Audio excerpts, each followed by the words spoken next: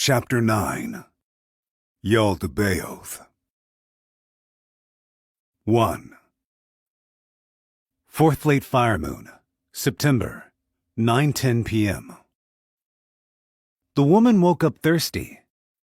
She stirred in her king-size bed and reached for the pitcher of water in the nightstand, but her hand whooshed through the air. Then she remembered she hadn't put the pitcher there today and sucked her teeth. She yawned. She both slept and woke up early, like an old lady, but she had gone to bed only an hour ago. It went without saying that she hadn't slept enough yet. She swallowed and put a hand to her neck. Her throat felt sticky and parched, so she went to get a drink. She covered up with a heavy robe that was lying nearby, popped her slippers on, and left the room. She was Hilma, chief of the drug trafficking division, and this building was her base in the royal capital. Her subordinates numbered in the dozens and should have been busy at work, but it was so quiet it seemed like no one was around. She walked down the hall, feeling uncertain. The facility was always quiet unless nobles were visiting. But isn't this too quiet?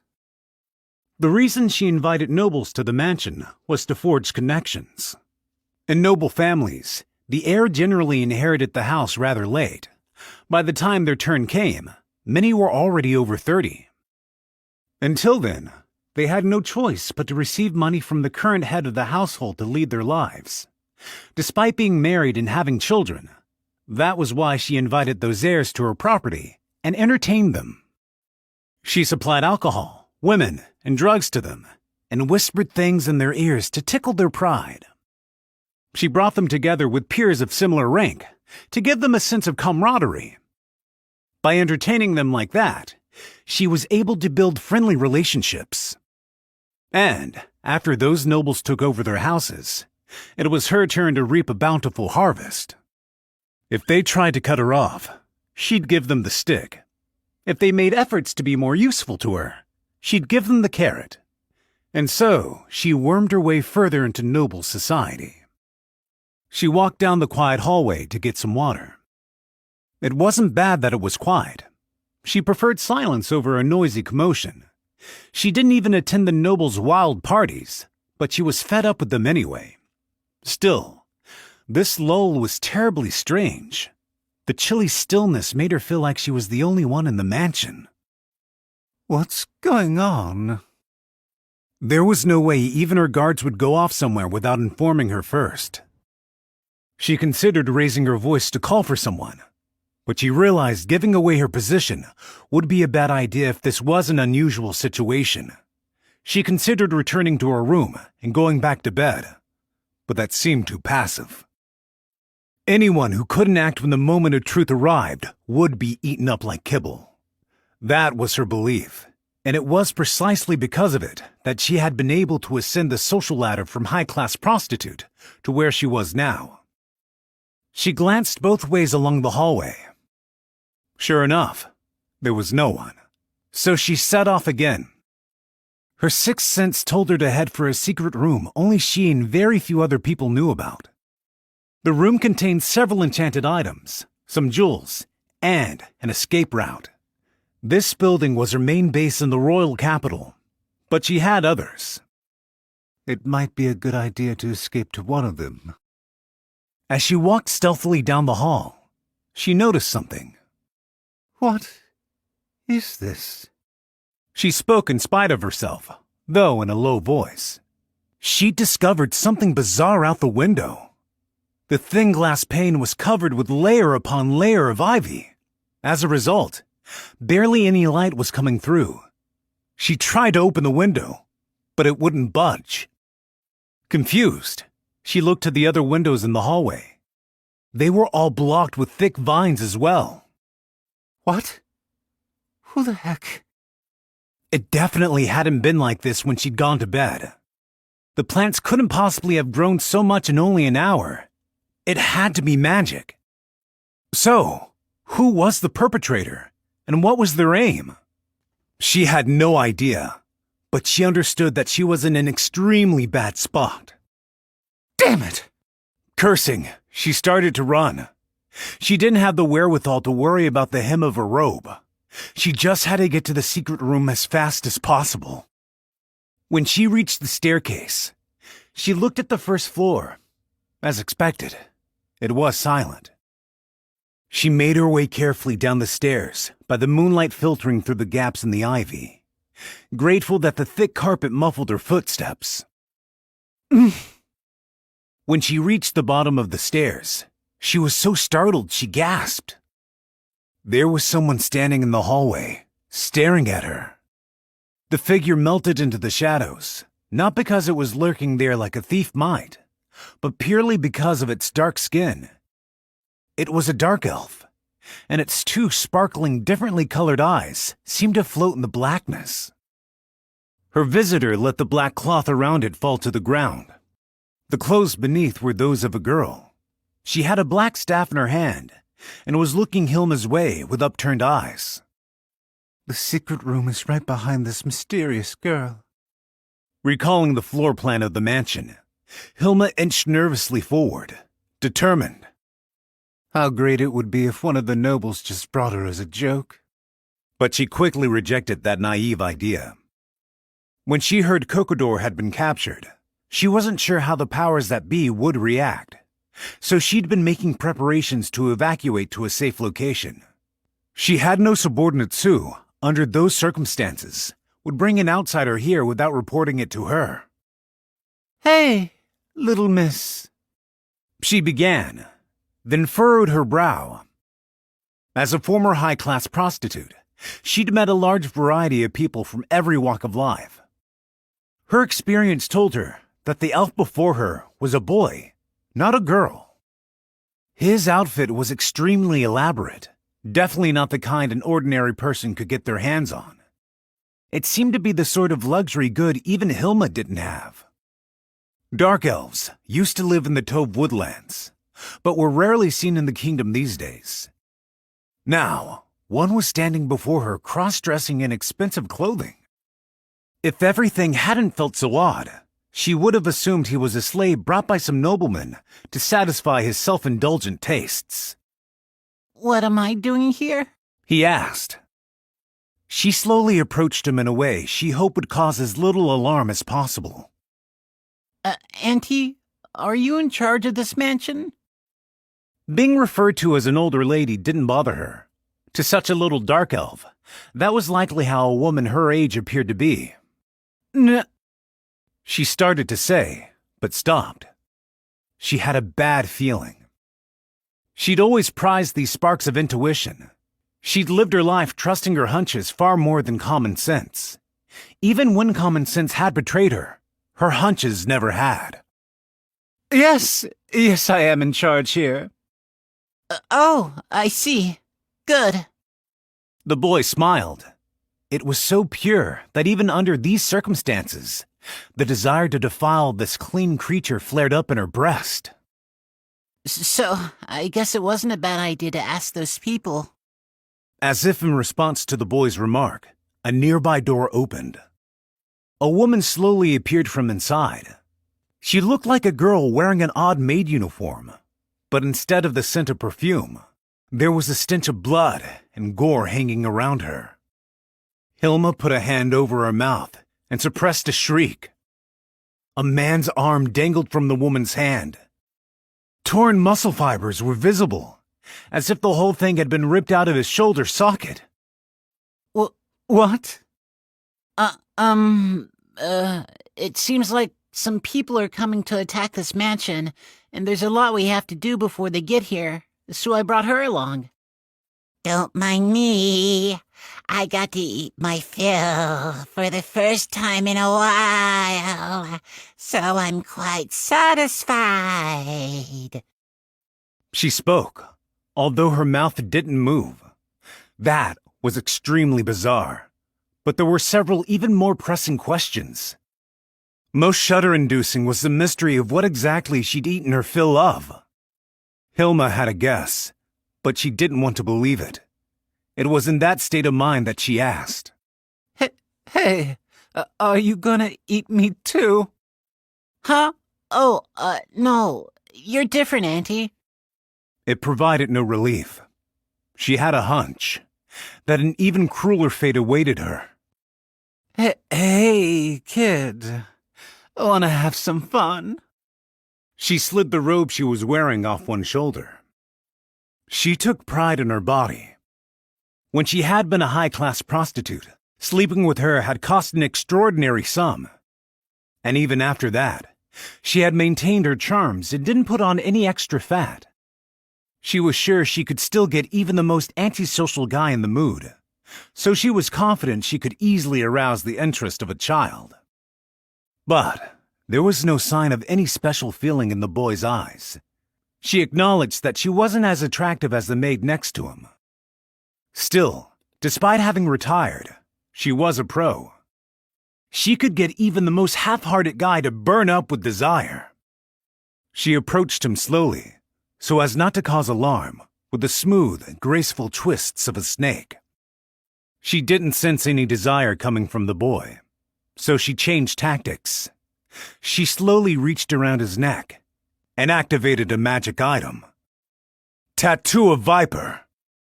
The snake tattoos on each of her hands fleshed out, raised their heads, and struck at the boy's body. If they bit him with their potent neurotoxin, he would immediately go convulsing into the next world. Hilma had no way to fight, so this was her trump card. The snakes lashed out quick as whips, but the boy grabbed them dexterously and crushed them in his fists without a moment's hesitation. The tattoos of Viper slithered back into her arms. The snakes themselves had been killed, so she wouldn't be able to use them until a day had passed for recovery. Now, in the worst possible scenario, having taken hostile action without achieving anything, Hilma staggered backward. But the most horrible thing, however, was that the boy's expression hadn't changed at all the entire time. He didn't seem flustered after being attacked, and he didn't look hostile. I'll be, going then. Where? The moment the question entered her mind, a sharp pain shot through her knee. It hurt so badly she couldn't stand, and she collapsed on the floor.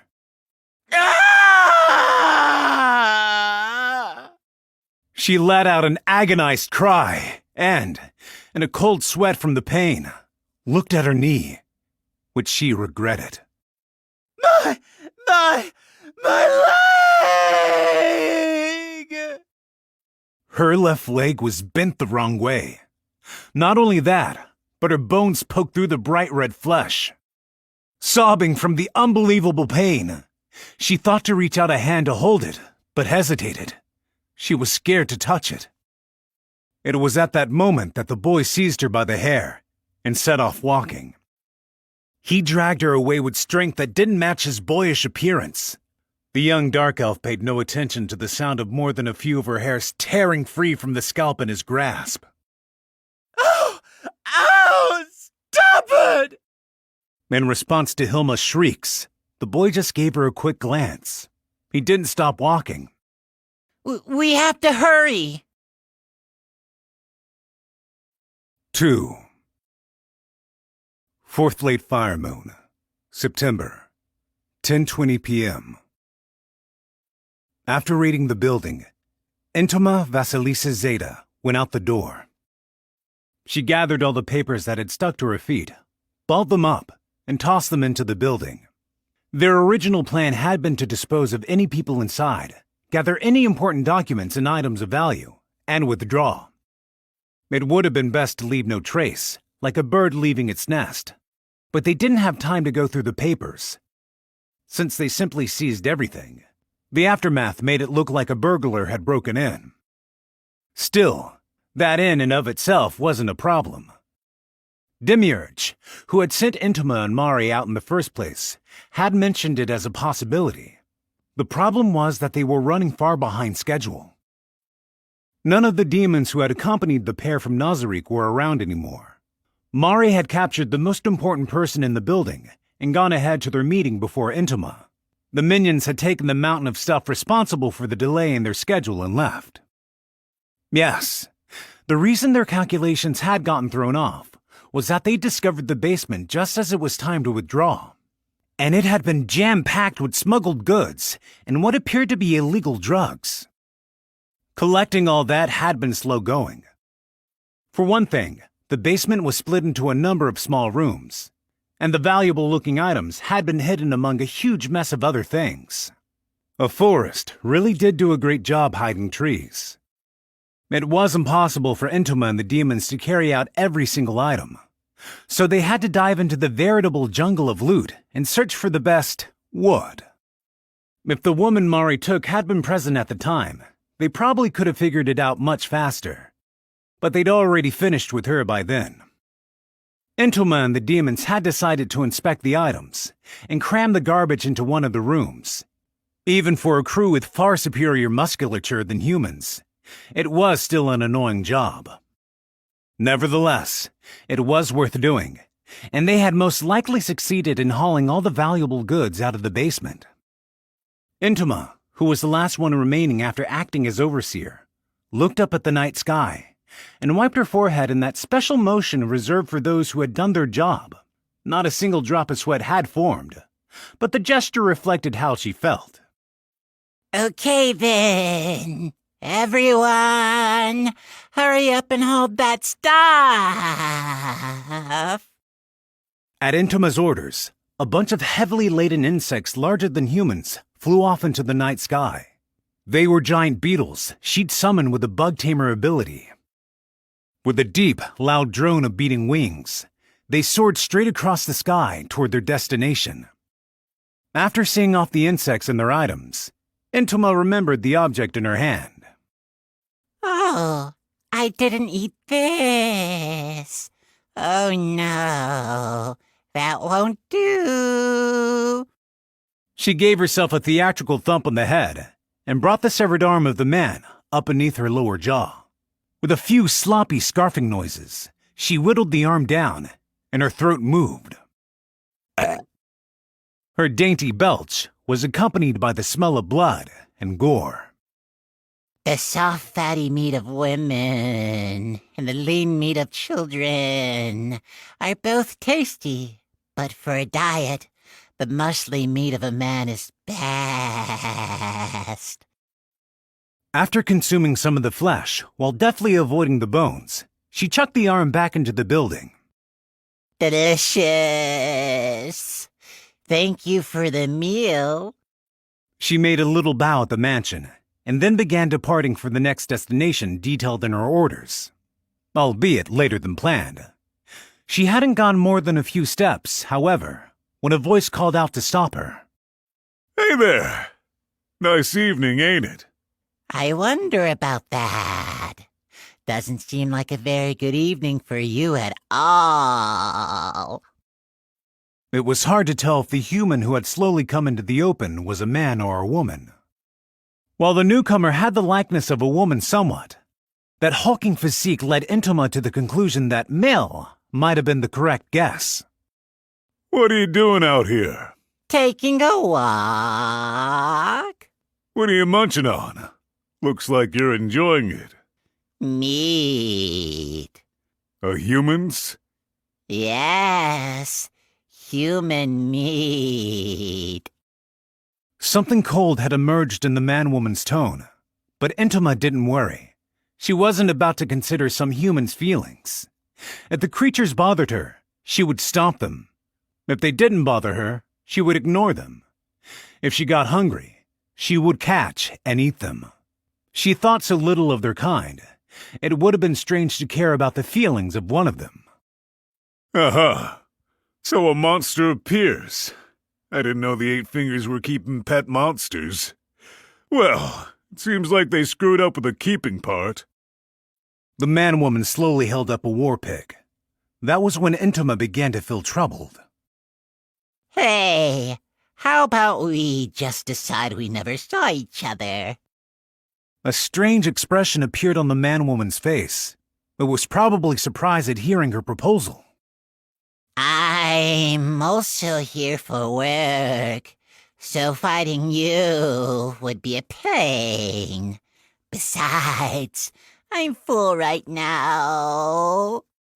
Sorry, I may not look it, but I'm one of the kingdom's top adventurers. I can't just be all, "Oh, I see," and let a people-eating monster off the hook. We can't have you existing in the human world. Ah, what a bother. But you're strong. So maybe I'll eat you later. Entoma fixed her eyes on the man-woman head-on for the first time. She appeared to be a pure warrior.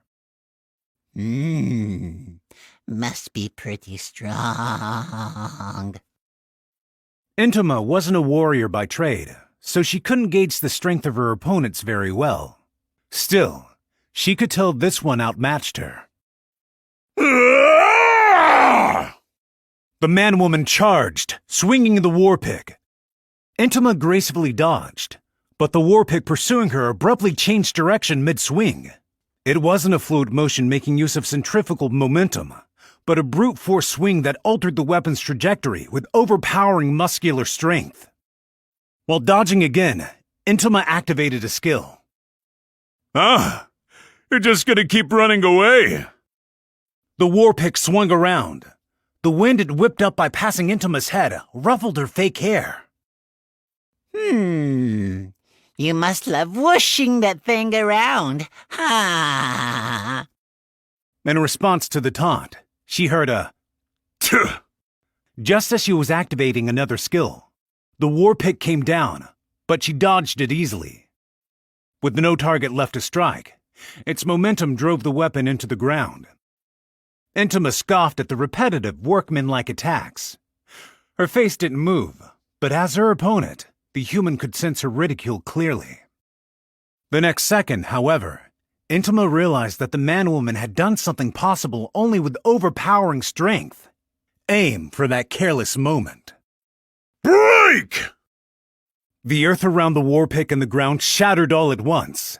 No, the cobblestones collapsed. It was as if a massive earthquake had occurred in just that one spot. For the first time, Entoma couldn't maintain her stance. Meanwhile, her opponent, through the effect of what magic item, she didn't know, remained perfectly stable. Entoma saw the dirty edge of the war pick rise up.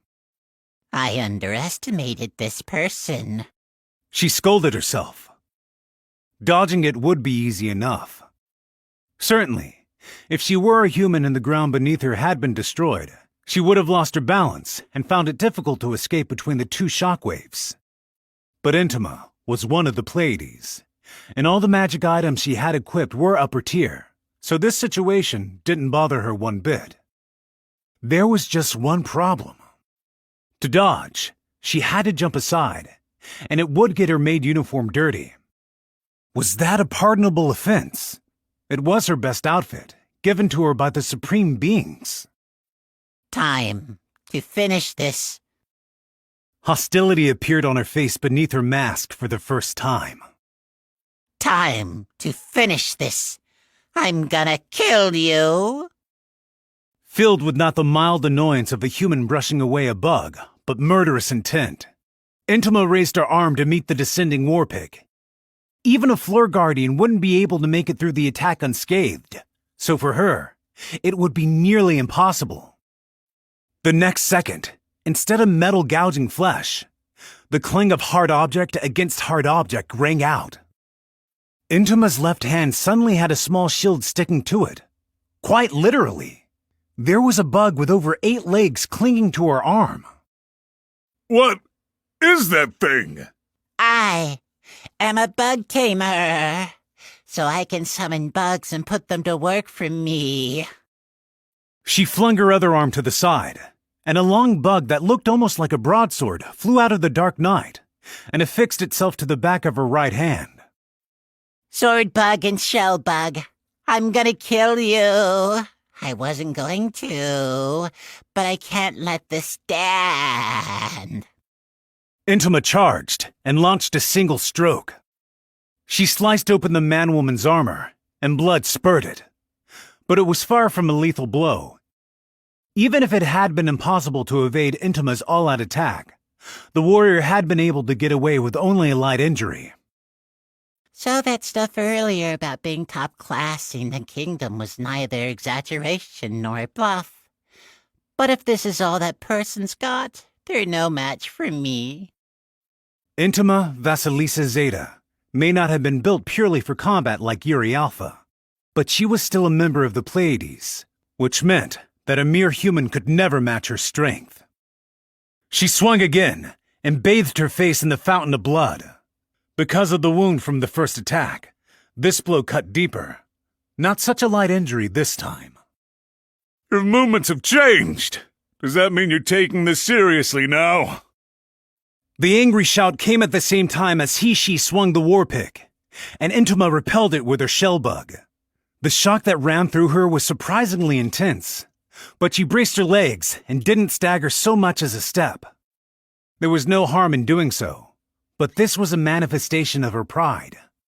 Being moved by a human was obnoxious. The man-woman didn't die, but instead, maintaining momentum, unleashed a fluid chain attack. It was an attack of Stormmoon Drang, and was probably buffed by one of those special martial arts, exclusive to this world. But Intima made skillful use of her sword and shell bugs, and blocked all 15 attacks to emerge unscathed. Intima had no way of knowing, but that had been Gagarin of the Blue Rose's ace move, performed by activating multiple arts simultaneously. It was a super elite chain attack. Each blow in the barrage was backed by the full strength of Gagarin's powerful arms, and could defeat even the martial art Fortress. It was possible to stay on the receiving end only with the defensive art that no one but a few geniuses were able to acquire: Impenetrable Fortress. Yet Intima was blocking everything with her innate physical strength alone. This was a gap born of difference in level and racial physical ability. Even when the first glimpse of despair appeared in her opponent's eyes, Intima showed no emotion. The only thought in her head was to kill. It was the sound of someone coming up for air. At the same time, the chain of attack stopped. Intima took her right hand, the one with the sword bug, drew it back like a bow, and thrust it forward like an arrow. Her aim was the chest of the man-woman in front of her. The war pick rose up, but it moved at the speed of a tortoise. Intima's stab was faster and pierced the man-woman's chest. Or, that was what was supposed to happen. Her blade sliced the air. The sword bug missed its mark and thrust into the darkness of the night. Intima's head turned with an uncanny motion to look at the interfering intruder. More than several yards away was a woman dressed in black. The man-woman, out of breath, was behind her. Thanks, Tia. I thought I was a goner. So you have red blood too, huh, Gagarin? What's so surprising about that? I'm pretty sure you've seen me get injured plenty of times. I thought maybe by now it'd be blue, like you powered up. That's not a power-up. More like changing races.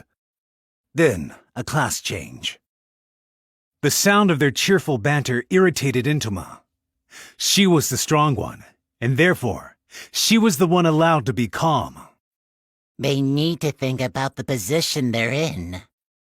Are you almost ready? Said your goodbyes? Intima braced herself for the first time. She wasn't scared of the man-woman, Gagarin. The problem was the new opponent, Tia. If her outfit wasn't a fashion statement, it meant she was a ninja. A class that required at least 60 levels to acquire. That meant the teleportation that had saved Gagarin from Intima's attack was ninjutsu. If her opponent was really a ninja, victory wouldn't be so easy, even for Intima. She wanted to end this with some extra energy in reserve, but under the circumstances, she no longer had the luxury to hope for that. Spider Talisman! Faster than her opponent could move, Intima scattered 4 talismans. The moment the sheets hit the ground, they changed into large spiders. On par with the results of the spell, Summon 3rd-tier monster, the conjured spiders weren't strong, but for Intima, gaining even a bit of insight into what her opponent could do would be tremendously helpful and give her time to prepare herself for combat. Although Bug Tamer's bug weapons were powerful, they had their drawbacks. One of them was that summoning the bugs took a little time. Shadow double! As Tia's ninjutsu activated, her shadow wriggled, and another Tia appeared. Intama paid it no attention. The doubles created with Shadow Double had only a quarter of the power of the user. The only exception was its evasion, which was proportional to the amount of MP expended. The double might have been a tough opponent for her spiders, but to Intama, it wasn't even worth fighting. The main problem was how much combat ability the original ninja possessed. Intama readied her ace move, Bullet Bugs, and one other. At the same time, she slapped a talisman on herself to boost her strength. The bullet bugs amassed out of thin air and began to envelop her left arm. About an inch long each, the insects gleamed like steel, and the pointy, conical bodies bore a close resemblance to rifle bullets. The similar shape was only natural, as they were put to the exact same use. The ninja's double had its hand full dodging an assault from one of the spiders, and the original was fending off too. She couldn't be too terribly high level if she had taken out only one after this much time. In that case, even combining her potential with Gagarin's was most likely not enough to interfere with Intama's victory. Ha! It won't be that easy. She would settle this quickly, forcefully, and without mercy. Satisfied with the weight settled on her left arm, she aimed at Tia. The bugs had gathered on Intama's arm until it was twice as big around, and they began moving down past her wrist. After reaching the tips of her fingers, they all scrambled to be the first to take off. The continuous noise of their wings was reminiscent of a Gatling gun, shooting mercilessly through her spider minions in the line of fire. A total of 150 bullet bugs choked the air as they streaked toward Tia. These living missiles, which could penetrate steel, would scar and fell even the largest of tree trunks. But in the face of these death slugs, Tia relied on ninjutsu. Unyielding diamond shield! A shield, dazzlingly radiant with all the colors of the rainbow, appeared in front of her. The huge hexagon sparkled, ripping through the darkness, and the bugs crashed into it. The barrier lasted less than a few seconds before breaking apart with a clear tinkle of shattering glass. But by then, the barrage had ended, and Tia, safely behind cover, was unharmed. Intama clicked her tongue despite not having one. Still, uncovering her opponent's hidden moves one after the other would illuminate the path to victory. Tia could still handle her attacks for now, but the moment they surpassed the ninja's ability, they would be like a muddy stream surging past its banks to swallow everything. With her bug sword, Intama batted away the throwing knife flying toward her from the front, and with her bug shield, she blocked Gagarin's attack from above. That blow must have come a long way down. The shellbug shrieked as the impressive momentum slammed into it. If Intama had been blinded by the dazzling light of the unyielding diamond shield, she probably wouldn't have been able to block Gagarin's charging attack in the dark. But her sight wasn't about to be affected by something so minor.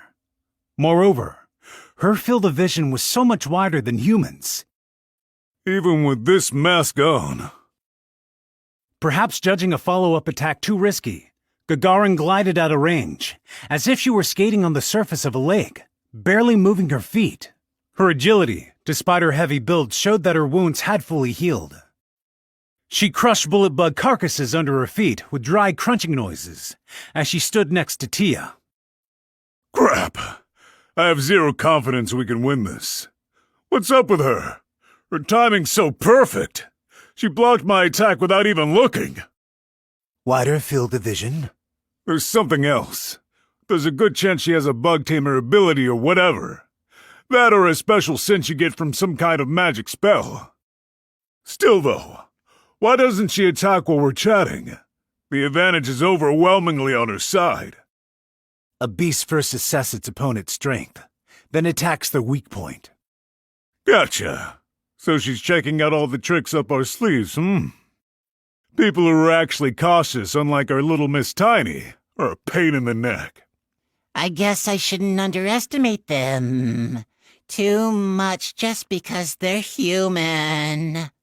Well, I have some other reasons too. But there, see? In that case, I don't need this bug. The bug clinging to Intima's right arm fell to the ground and scurried off, vanishing into the darkness. Instead, come here. A new creature coiled around her free arm. It was like a centipede. No, it was a real centipede, albeit over 30 feet long, and its face, if it could be called that, had abnormally sharp fangs. This was the strongest insect she could summon. Whipbug. Intima began bracing her legs. She'd collected most of the data she needed about the humans in front of her. Their attack speed, destructive power, defense, evasion, mobility, and so on. The only thing she wasn't sure of was how Tia would address the situation. But that wasn't worth getting anxious about. Oops. Intima felt around below her face. There was a clear, sticky liquid. I thought I was full, but I guess all this exercise made me hungry again. The fluid clinging to her hand was drool, proof of her yearning for the two humans, who were no longer anything besides food to her. Humans were her favorite, but up until now, she'd had to subsist on green cookies and be satisfied with that. Of course, she didn't hold it against the supreme beings. On the contrary, Intima felt like she was being given generous consideration. For example, when villagers were captured and used in healing experiments, she was allowed to eat their severed arms.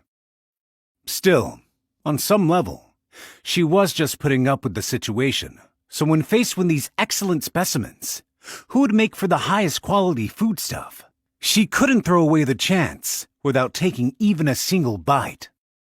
The two humans shivered under Intima's ravenous gaze.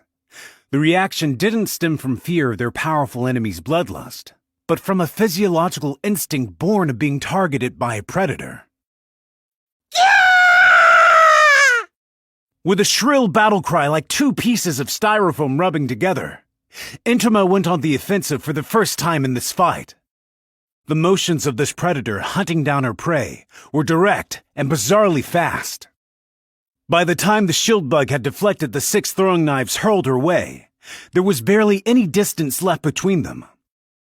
When Intima saw Gagarin out front with her weapon at the ready, she decided who she would neutralize first and lashed out with the whip in her right hand. The longer a whip is, the slower its tip will move. That was a given. It was natural even for someone with superhuman strength like Intima. But that assumed the weapon was like any ordinary whip. What Intima wielded was the strongest summoning she could accomplish with her bug tamer abilities.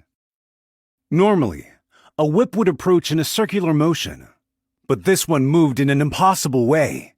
It approached Gagarin quick as lightning, like an extension of Intima's arm, twisting at acute zigzag angles. Even an adventurer who'd experienced all sorts of unknowns wouldn't have had a chance to see or experience inconceivable movements like these. Only a cross between a living being and a weapon could perform this way. It was utterly natural to be at a loss during one's first encounter.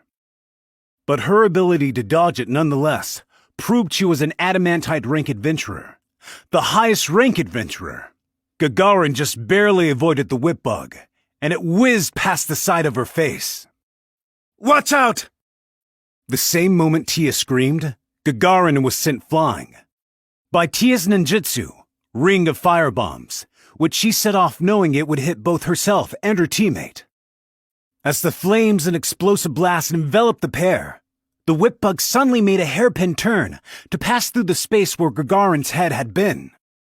Without Tia's resolve to take drastic measures, the whip bug would have undoubtedly decapitated Gagarin. It was a decent evasive tactic, but Intima's attacks didn't end there. As if bound by a leash, the whip bug abruptly changed direction and headed for sooty, blackened Gagarin. At the same time, Intima threw a talisman in Tia's direction. Thunderbird Talisman. In midair, It transformed into a bird, discharging pale blue shocks and flew toward Tia. When facing two opponents, one of them could be left to a bug. That was one of the good things about being a tamer. A burst of electricity bathed the area in a pale blue light, illuminating Gagarin, who was trying to subdue the whip bug, and Tia in her pain. Damn it! I hate creepy crawlies! Holding the bug's head down with her war pick, Gagarin tried to pin it against her left flank, but it took advantage of its full 30 feet to wrap around her body. A dagger Tia threw mid-charge crashed into Intima's shield bug with a clang. Wild flight of Thunderbird talisman! Intima scattered several talismans with her left hand. They changed into birds slightly smaller than the previous one, and assaulted Tia all at once. Tia, however, disappeared, and the birds flew off when they failed to detect her. The ninja loomed in the darkness behind Intima, outside her field of vision. Tia had used short-distance teleportation, but Intima had already found her. Some bugs have antennae, and the additional sense Intima had was possible thanks to an organ very much like those, which detected changes in airflow. She shot her few remaining bullet bugs at Tia, who oozed out of the shadows into the open. Tah! The grunt of pain was accompanied by the smell of fresh blood, but Intima judged that her opponent still had the will to fight, and made a follow-up attack. Bombing talisman! An explosion larger than Tia's broke the night's stillness. The ninja was sent flying, and as she tumbled across the ground, Intima threw more charms at her. Sharp slash and colliding winds.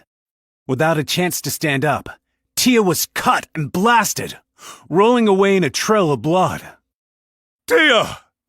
You buggy bitch! Gagarin's insult came from the center of a lumpy sphere. The whip bug was completely coiled around her. The plan had probably been for Gagarin to subdue the whip bug with her strength, and for Tia to take on Intima herself. Intima sneered beneath her mask. All she could say was that they'd been too foolish. Humans of this caliber never had any chance of defeating Intima, a member of the great tomb of Nazarik's Pleiades. The smartest thing for them to do would have been to ignore that she was eating humans and would draw as fast as they could. They were in this situation precisely due to that error of judgment. I went out of order, but I guess that can't be helped. In any case, you've got a lot of muscle, so you should be plenty substantial and tasty. Intima summoned a bug. This one wasn't fiendishly dangerous in a fight, but its slender, syringe-like body contained a paralyzing poison. With the bug in hand, Intima approached Tia with a light step. She'll make a great souvenir. There were quite a few creatures who preyed on humans in the great tomb of Nazarik. Intima was sure they would be delighted. What's this? Intima's superior senses detected something long, thin, and cold approaching from overhead, and she leaped aside. That same moment, a spear jammed into the spot where she'd been standing. It was a lance, like a knight might use, made out of crystal, but it was no ordinary make. The fragile crystal had broken the cobblestones without so much as cracking itself. Magic, I suppose. Psychic caster Intima sensed something from the lance that anyone with a magic-using class would understand. That's right, a Tier 4 arcane spell, Crystal Lance. The one who answered was a figure who had gently alighted on the end of the shaft. A short, robed woman wearing a mask who spoke with a young-sounding voice. Another one? Intima was getting sick of this. Just as she thought she'd captured a delicious meal, another intruder had appeared. At this point, it would have been harsh to tell her to restrain herself. Could I have you leave it at that? Who are you? If you leave right now, I'll forgive you. So can you go off somewhere? I like tender children, but there aren't so many parts of them you can eat. I'll fight you after I eat these two. I see. A monster that feeds on humans, huh? Is that maid get-up you're wearing some kind of joke? I can't imagine anyone would be happy to have a monster who reeks of blood serving them. Say that again, you little bitch! Intima let her real voice slip in spite of herself and grabbed her throat. The newcomer's remarks were so unforgivable, she nearly lost herself in violent emotion. She was seized by the urge to rip this girl limb from limb, not by the principle of survival of the fittest, but out of contempt. What did you say to me? One of the Pleiades of the great Tubum Nazarick who serves the supreme beings? Hellfire crackled and popped in the pit of her stomach. You dared!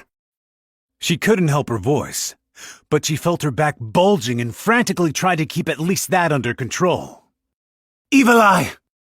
Intima learned the masked woman's name, the name of the opponent she had to kill with all her might, when Tia shouted it.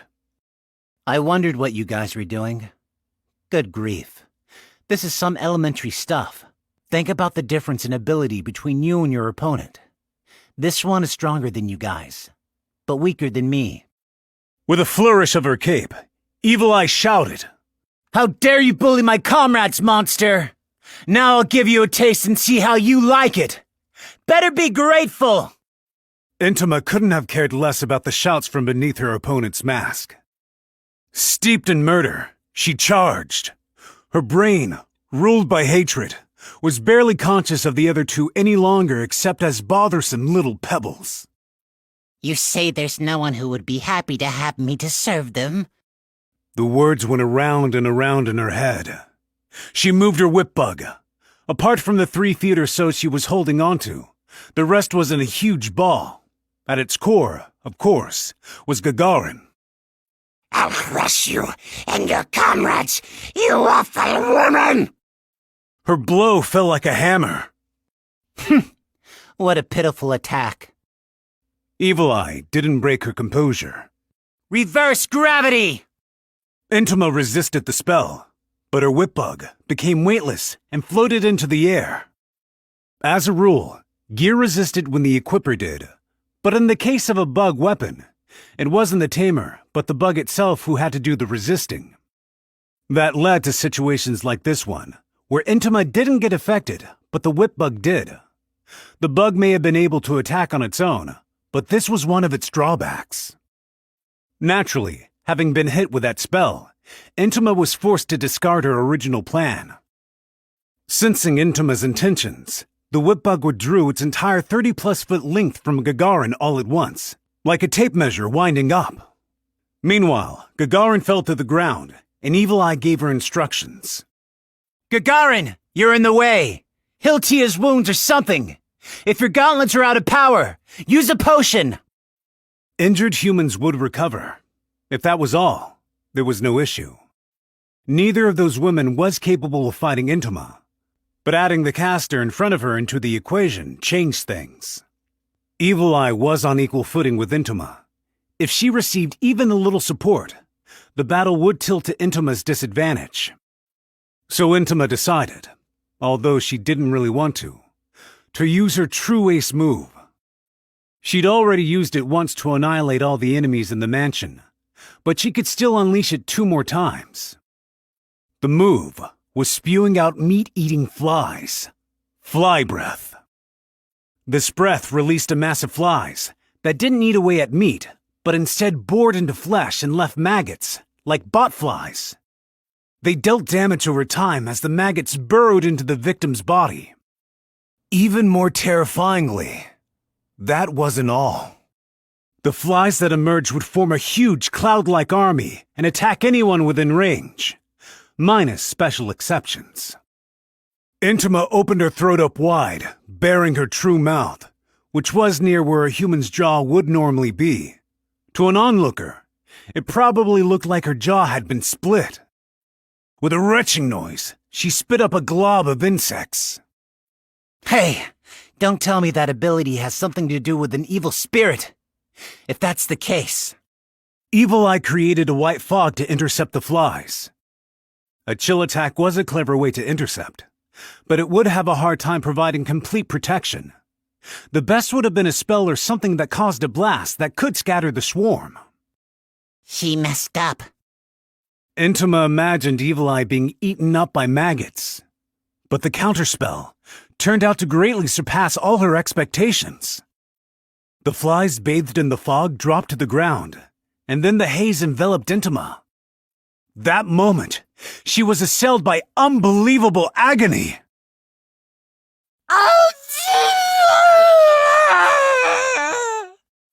The maid's face was steaming, and she was writhing like she'd been doused with acid. Evil Eye had meant only to render her opponent's breath attack ineffective, but it appeared that she'd inadvertently discovered her true identity. Whoa! Whoa! Can we make it?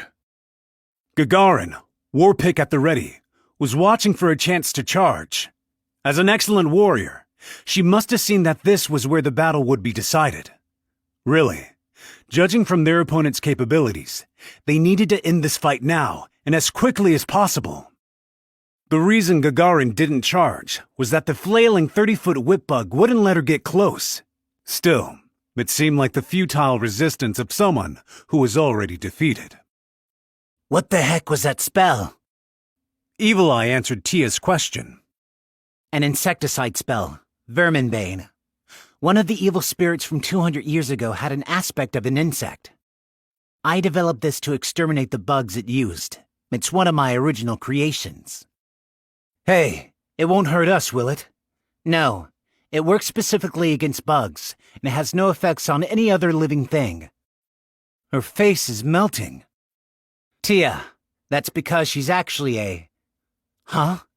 No! That's not a face! As if it had been waiting for Evil Eye's shout, the maid's attractive features sagged and fell to the ground with a splat. It looked like the skin of her face had sloughed off, but that wasn't it. The underside of the skin that had dropped to the ground was covered in insectoid legs. Are you serious? A mass-shaped bug? With a violent retching noise, the maid exposed her throat. A single fissure ran along her extremely rigid-looking neck, and a rather large glob of liquid spilled out. It looked like vomit, but it was definitely something else. It started to squirm on the ground. What the? Even Evil Eye gasped at the scene playing out before their eyes. She'd never seen anything like it in all her long life. A lip bug. That's what Tia called the soaked, leech-like creature writhing on the cobblestones. It's a bug that consumes human vocal cords and then produces the victim's voice. The tip of the skin-colored leech resembled human lips, and it was gasping in the adorable voice the maid had been speaking with earlier. As everyone stared, the hand covering the maid's face slowly moved away. The features she revealed were practically an insect's. All the blue roses recoiled from her strange appearance. They had guessed as soon as the mass bug had fallen to the ground, and they saw how effective the insecticide was, but having the reality before their eyes still sent a jolt of terror through them. They felt dirty knowing that a monster this far removed from humanity had managed to infiltrate their world.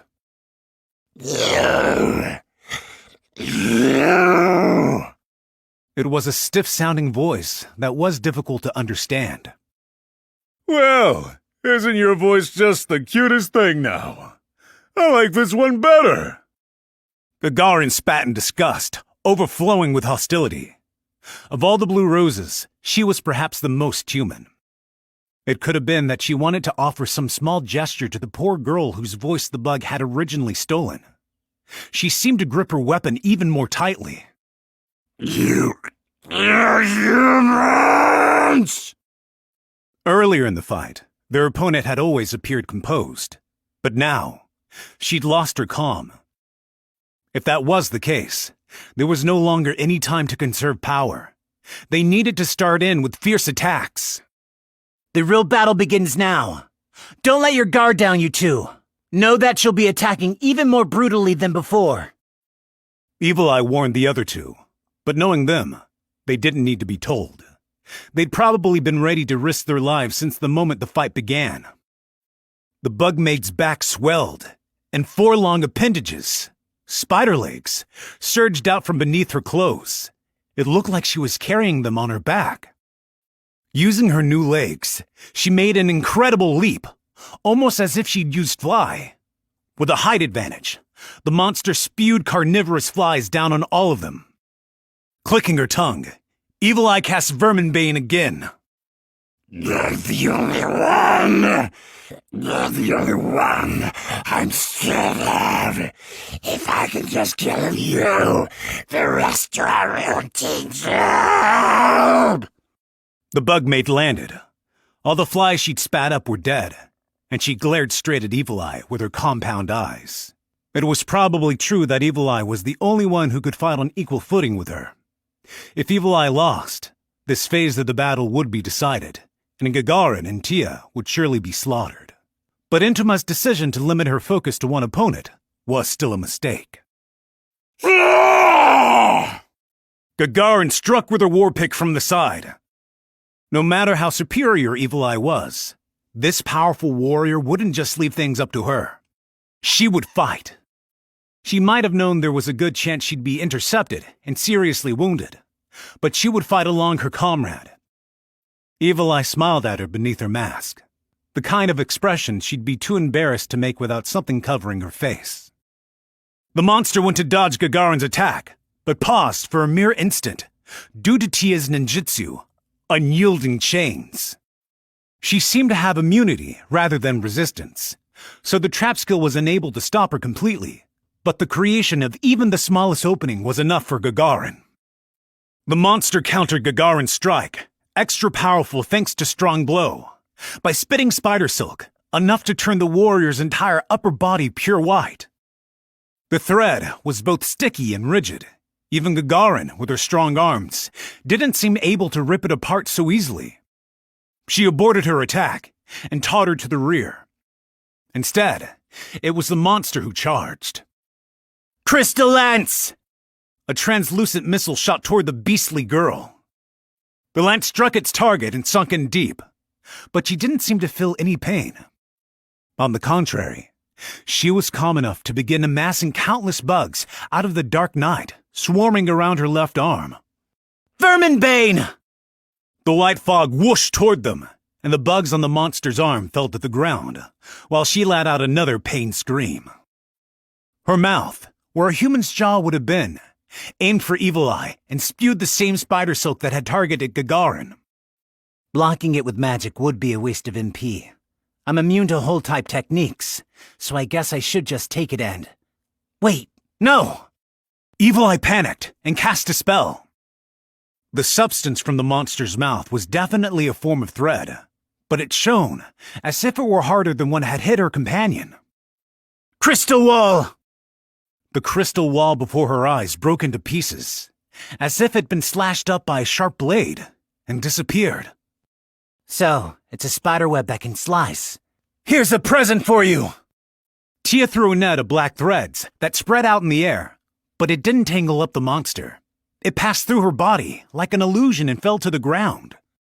She really does have complete resistance to obstruction. Tuh! Time to strategize. Gagarin said, disgusted. She kicked the maid away, which also put some space between them. Surprisingly, when her foot met the maid's outfit, it made a metallic noise. The other Blue Roses, on alert for area of effect attacks, joined Gagarin as she retreated to gain some distance from the bug maid. Damn it! Damn it! Coming to attack me! How annoying! Gagarin watched the maid snap her lower jaw and spoke softly to Evil Eye. Did you hear that sound just now? That maid outfit can't be as hard as my weapon, can it? It seems to be woven from some type of tough metallic thread. Judging from how thin it is, that material must be overwhelmingly harder than your boot. Harder than adamantite? Not only that, all her gear is high-class stuff. My earth magic doesn't seem to do much. That means something she's equipped with must decrease any magic damage we deal her. Honestly, I don't think clever backdoor attacks will have much effect. Which means... Evil Eye grinned under her mask at Tia's question. We obliterate her head-on with the strongest cards we have to play all at once. Isn't that easier said than done? How are we going to pull that off? If we don't do it quickly, she'll power up with her talismans. All we have to do is each use our most powerful move. I'll use my insecticide spell. Obliterating her with the big guns all at once wasn't going to be such an easy task. Normally, she would support the warriors with Sandfield, single and partial petrification to kill their opponent's mobility. But that wouldn't work on this maid. Before, Evil Eye had believed it was a mistake to concentrate on pure attack magic, that she could lead dealing damage up to Gagarin's physical attacks, and that her role was to devise a plan for if those stopped working. But she couldn't say that anymore. It's my personal belief that casters who rely on pure attack magic are second-rate. But I guess this time I have to bend. Evil Eye assembled the spell she needed to cast. Shard Buckshot at maximum power would be most effective, but her comrades would get caught in the fire. Her high-tier original spell, Verminbane, burned through a lot of magical energy, so she wanted to save it for when the maid summoned more familiars if possible. In that case, the best choice was not her preferred tactic, but acid magic instead. The three of them traded glances to confirm they were ready, and all attacked at once. Evil Eye's acid splash formed the main thrust of the attack. Tia didn't have as much firepower, so she mainly supported with items. Using her martial arts, Gagarin struck again and again. After a short while, the balance had shifted. Certainly, their opponent was strong. She could attack with multiple types of spider silk, magic talismans, and summon bugs. She also had more powerful magic items than the Blue Roses did. But although the Blue Roses' healing resources were dwindling, the Bugmaid was withdrawing more often. If anyone asked Evil Eye what had influenced the battle the most, she would have proudly answered, "My comrades!" Certainly, Gagarin and Tia were weak compared to Evil Eye and the monster before them. Still, they outnumbered the creature, and that couldn't be taken lightly. The ability to recover while attacking was a big deal. It was even better to be able to receive healing from a supporter when one didn't have a way to heal oneself. That made all the difference. Careful not to make simple mistakes. Let's keep the pressure on! 3. Fourth Late Fire Moon, September, 10:27 p.m. It was a fierce battle. The Bugmaid finally sunk to the ground, like a marionette whose strings had been cut. Evil Eye had lost a lot of magical energy, and most of her consumables were gone. In terms of sheer profit and loss, she was far in the red. We won. Breathing roughly, covered in wounds, Gagarin proclaimed their victory. She didn't have a single healing item left. But she hadn't lost as much health as her visible injuries made it seem. Let's deal the final blow. Yeah. Evil Eye agreed with Tia's suggestion. The Bugmaid was dying, but she wasn't deceased yet. Her shrill cries were proof of that. The safe thing to do was to unhesitatingly take her life while she was already robbed of her capacity for combat. Tia charged with her sword, but suddenly froze. Faster than Evil Eye could ask what was wrong, she saw what had happened. Could I have you leave it at that? She couldn't believe it, but at some point, a man had arrived and was standing in front of the Bugmaid. He wore strange clothes that were not ordinarily seen in the region. From what Evil Eye knew, it was a type of garment worn in the South called a suit. The newcomer also wore a mask, so she couldn't see his face. Only one thing was certain. He couldn't be human. A tail was visible behind him. Hey, Evil Eye. Is he a relative of yours? "Don't be stupid," she wanted to say, but the words wouldn't come out. She felt like she'd been struck by lightning. When she looked at her right hand, it was soaked with sweat. Are you all right? I'll take over from here, so please go back and rest. The man completely ignored the blue roses, even though they had their weapons at the ready, and spoke gently to the bug maid. It was enough to make him likable, despite being an enemy, but not to Evil Eye. The horror that had made it all the way to her toes wasn't going away. Her survival instincts kicked in. She lowered her voice and frantically told Gagarin and Tia, Run. Idiot, don't look this way. Stay quiet and listen. That guy is incredibly strong. A monster among monsters. Run away as fast as you can, and don't look back. What are you going to do? Gagarin asked, distraught. Don't worry about it. Once I've bought enough time for you two to escape, I'll teleport away immediately. It wasn't clear how, but the injured maid, who shouldn't have been able to move, staggered to her feet. It didn't seem like she'd used healing magic, nor that she quaffed any medicine either. A bug flew over from out of sight, attached to her back, and took off into the night sky. The maid howled shrilly as she flew away. The blue roses had let her escape from right under their noses, but it was more important for Evil Eye to not take her eyes off the man before them. That went for the other two as well. Their foreheads were slick with sweat, and they stood frozen. After watching the maid go, the man turned to Evil Eye and the others. Evil Eye had been alive for over 250 years. She'd seen countless powerful beings. The aura hammering into her now was on a whole different level. No, this sickeningly hideous malice was incomparable to any other. In terms of strength, he was probably equal to the Platinum Dragon Lord. He was so powerful, she couldn't tell for sure. Sorry to have kept you waiting. Now then, I'm a bit pressed for time. So, shall we begin? Hurry up and run! Evil Eye's cry was no more than a terrified shriek. The other two abruptly turned their backs. It was impossible to ask them to feel no guilt at leaving their friend behind. That was precisely why they hadn't retreated immediately upon hearing Evil Eye's instruction. But they trusted her. They knew she would either find a way or escape. But their beliefs were easily overturned. First, we've only just met, so it's hard to part. But I'll take the liberty of preventing your teleportation. Dimensional lock. Parting with a farewell is delightful both with regards to etiquette and emotion. Don't you think? He prevented the casting of any teleportation magic in the area with a skill that only some super elite demons and angels could use. With that, Evil Eye's escape route was cut off. But that was no problem. She'd known from the beginning that this would happen, that the one who stayed behind, the rear guard, wouldn't return alive. If we're gonna die, there's an order to follow. The young ones survive, and the ones who have lived a long time die. That's the most proper way to do it. After bidding farewell to her retreating friends, the woman who'd lived over 250 years confronted the impossible opponent before her. All right then.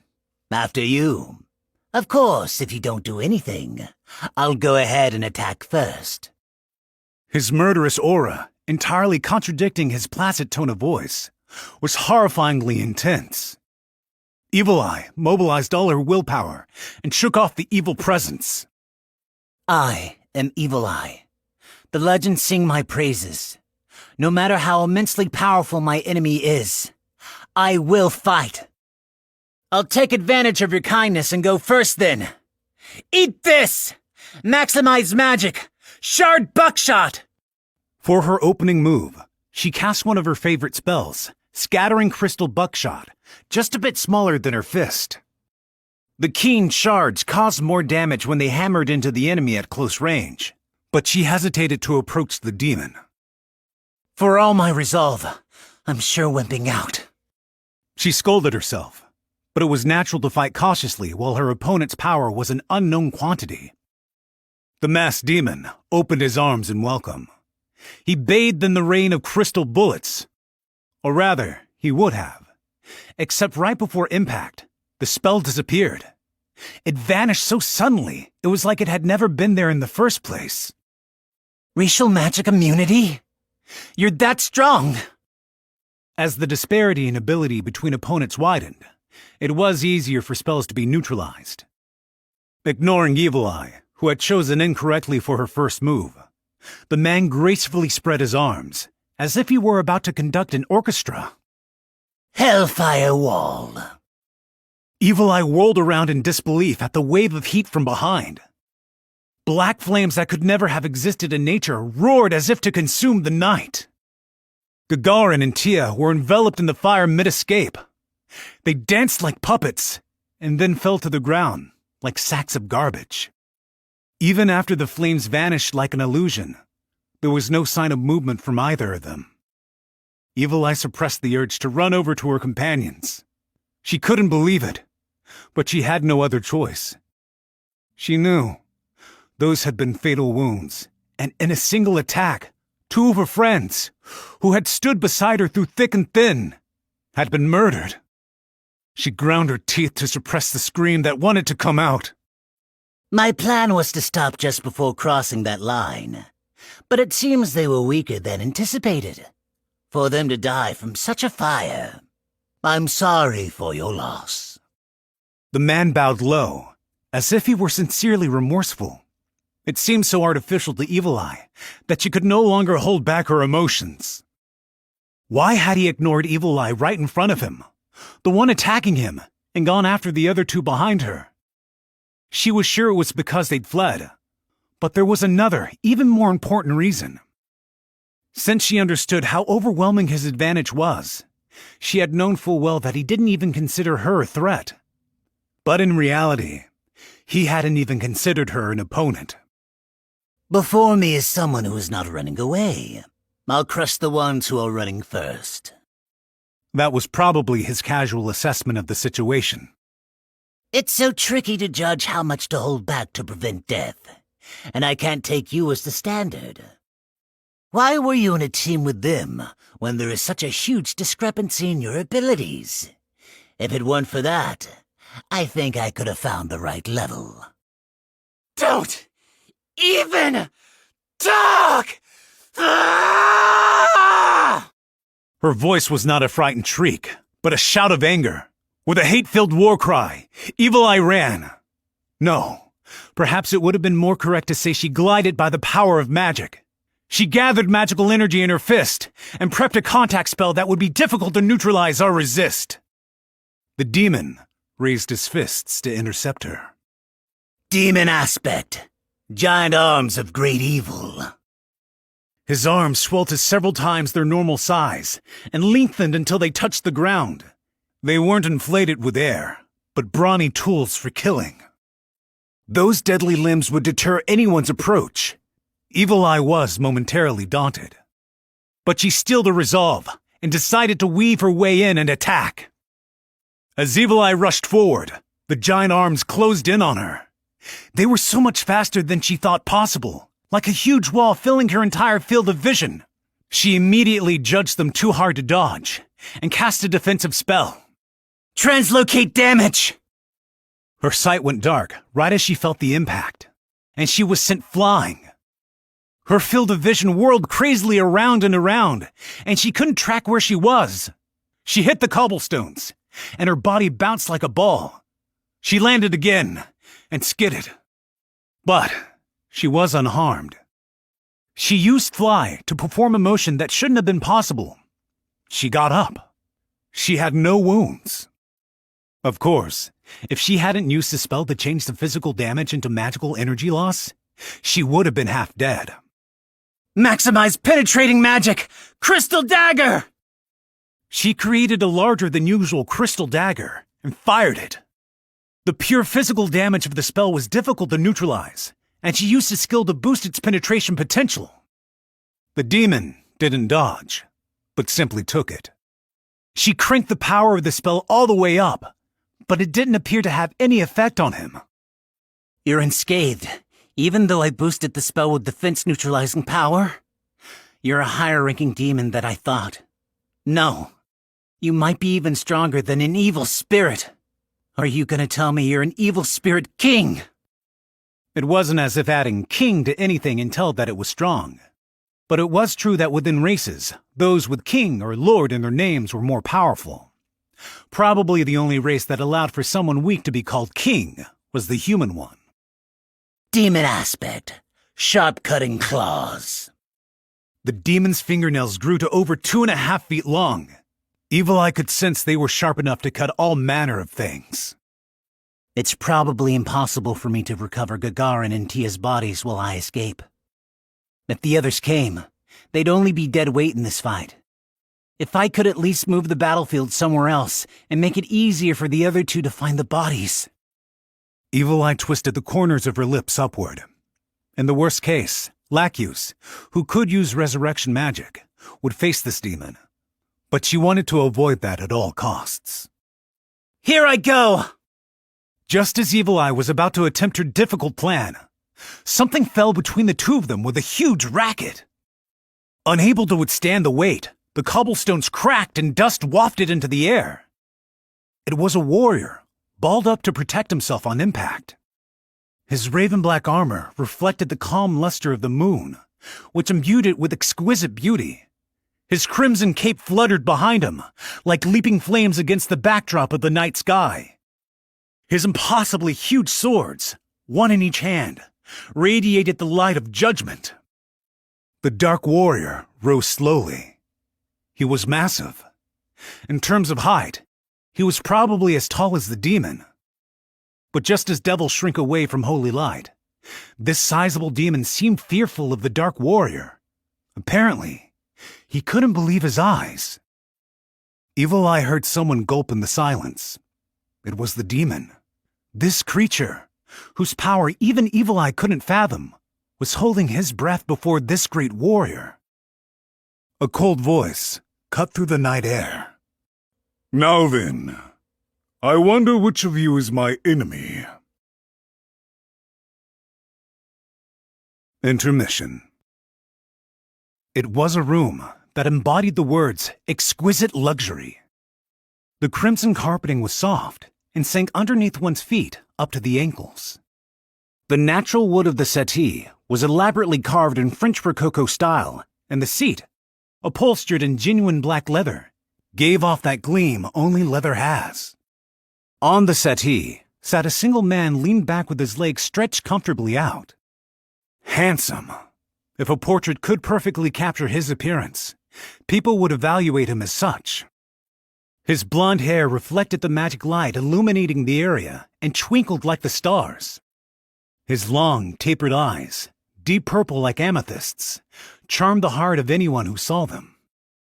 However, anyone who laid eyes on him in person would probably first think of a word other than handsome. He was swathed in an atmosphere that had nothing to do with his looks, an aura exuded solely by those born to stand at the top. No one would have any first impression but this. He was a ruler. His name was Jerkneve Vroon Farlord El Neeks. At the young age of 22, he was Emperor Baharuth. Feared by nobles, respected by the people, he was said to be the greatest emperor in their history. He'd also been called the Blood-Split Emperor, due to his purging of nobles, and neighboring countries feared him as well. In addition to Jerkneve, there were 4 male attendants in the room, but they stood so straight and still they could have been mistaken for statues. Jerkneve looked away from the papers he'd been going over and stared into space. It was as if there was a blackboard in the air and he was writing his thoughts on it. Eventually, he snorted. The sound could have been interpreted as a scoff or a grunt of interest. It was caused by the intelligence he'd received from one of his men in the kingdom. Just then, the door was opened without a knock. It was so rude that the attendants lowered their hips and turned to the door with hostility. But upon seeing who entered, they returned to their normal guarding stance. The visitor was an old man with a white beard halfway down to his feet. His hair was also snowy white, but it hadn't thinned. His many years were evidenced in the wrinkles on his face, and his sharp eyes contained the unmistakable twinkle of wisdom. He wore a necklace of countless crystal spheres strung together, and there were several chunky rings on his withered fingers. His pure white robe fit loosely and was made of extremely soft material. When asked to envision a caster, any layman would imagine him. That's what he looked like. Well, this is wearisome. The first thing out of the old man's mouth as he came slowly into the room was a grumble. His voice retained more youthfulness than one would expect from his appearance. Jerknev shifted his curious gaze with just his eyes.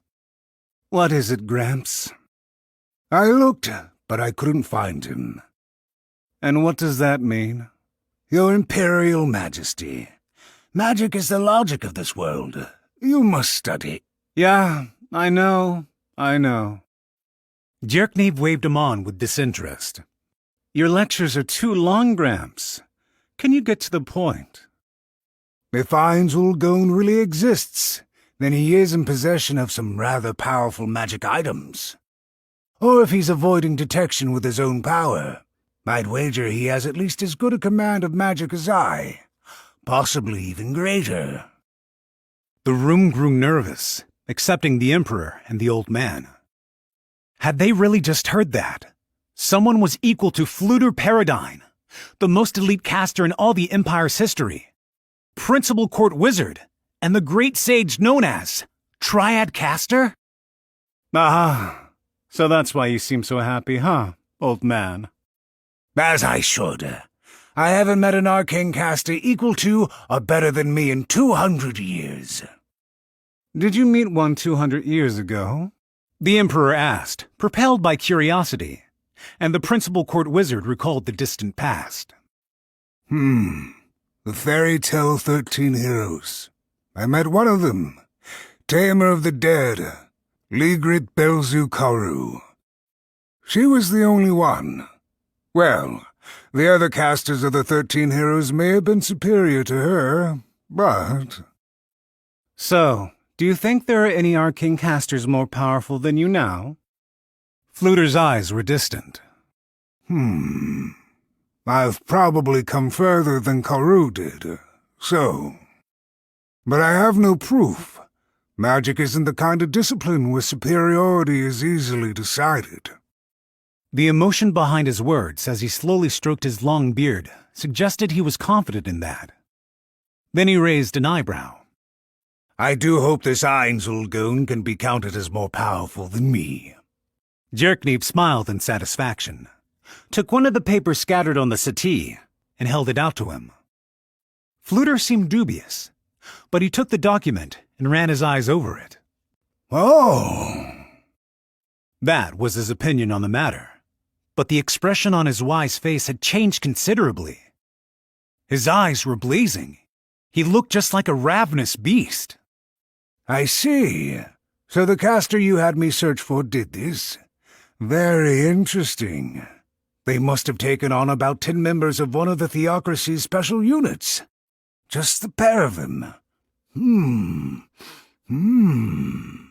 That's someone I'd really like to meet and discuss magic with.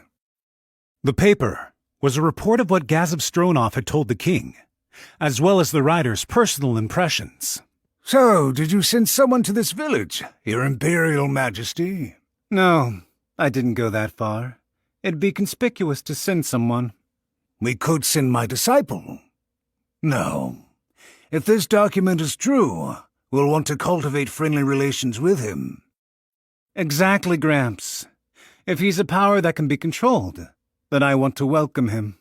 I think that's a perfectly wonderful idea. All sorts of wisdom is necessary if you want to peer into the abyss of magic. If possible, I'd like to meet someone who has blazed the trail. His voice was full of longing. Jerknev knew what Fluter's dream was. Exactly as he said, Fluter wanted to view the depths of magic. To that end, he wished more than anything to study under someone who had glimpsed what he desired most. The magic users who came later needed only to follow the path that he had blazed, usually by Fluter. Taking the most efficient, suitable route, they could cultivate their ability without any wasted efforts. But Fluter, pushing the envelope on his own, couldn't do that. He was fumbling in the dark, so his progress came only at the expense of tremendous energy. He would have been an even more powerful caster if he could have developed his talents more efficiently. It was precisely because Fluter understood this that he sought someone to show him the way. There were limits to natural ability. He didn't want to do more for nothing in return. The reason Fluter took on disciples too was because he'd hoped one of them would surpass him and buoy his efforts. Unfortunately, so far it didn't seem as if that wish would come true. This was the one wish Jerkneed couldn't do anything about, so he changed topics. I'd also like to gather intelligence on the new adamantite rank adventurer who popped up in Irantel. Will you help me? Of course, Your Imperial Majesty.